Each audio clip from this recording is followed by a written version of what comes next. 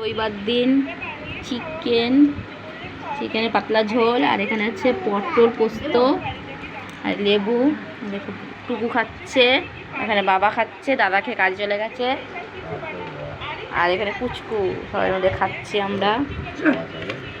এই দেখো মাংস, লাল লাল ঝোল। কে কে খেতে চাও আমার মায়ের হাতে চলে আসো।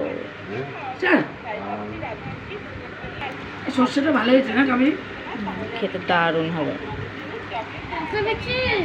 যে যে আমার মায়ের হাতে মাংস খেতে চাও চলে আসো। এই দেখো আমাদের টুকু কি সুন্দর বসেছে, এখানে আমার মা খাচ্ছে আর দিল। এই দেখো আমাদের লাল লাল ঝোল পাতলা করে